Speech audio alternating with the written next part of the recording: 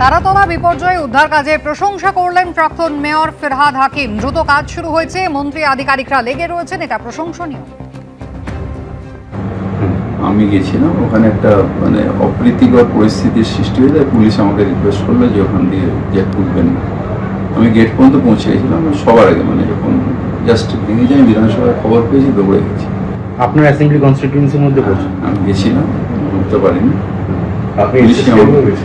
তারপর আমি এসএসকেএমে গেছি। উদ্ধার কাজ কেমন চলছে? উদ্ধার কাজ খুব ভালো চলেছে, খুব ভালো, খুব প্রম্পটলি হয়েছে। মুখ্যমন্ত্রীকে ধন্যবাদও জানিয়েছি আমি সকালবেলা যে খুব ভালো উদ্ধার কাজ হয়েছে এবং খুব প্রম্পটলি হয়েছে।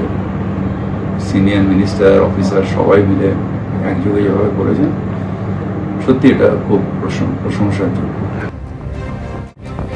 তারাতলা বিপর্যয়ে উদ্ধারে অত্যাধুনিক প্রযুক্তির ব্যবহার করছে গতকাল থেকেই সেনা। ধ্বংসস্তূপের নিচে কেউ আটকে রয়েছেন কিনা তার খোঁজ চলছে গ্রাউন্ড পেনিট্রেটিং রেডারের মাধ্যমে।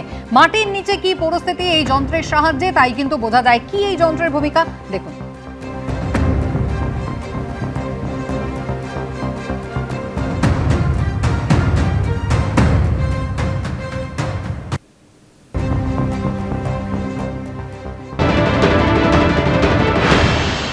বুধবার থেকে যে অপারেশন শুরু হয়েছে অর্থাৎ রেস্কিউ অপারেশন, সেই অপারেশন কিন্তু এখনও পর্যন্ত চলছে। একদিকে সেনাবাহিনী, অন্যদিকে এনডিআরএফ, এছাড়া অন্যান্য যে একাধিক উইং রয়েছে তারা সেই অপারেশন করছে। তারাতলা সেই জায়গায় আমরা রয়েছি।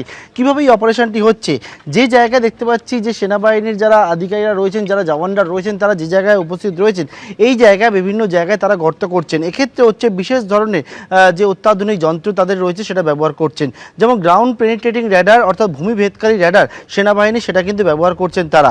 মূলত এই যে র্যাডার, সেই র্যাডারের সাহায্যে নিচে কোনো রকমভাবে কেউ চাপা পড়ে রয়েছে কিনা সেই বিষয়টাকে নিশ্চিত করা হচ্ছে, সেই বিষয় নিশ্চিত করছে।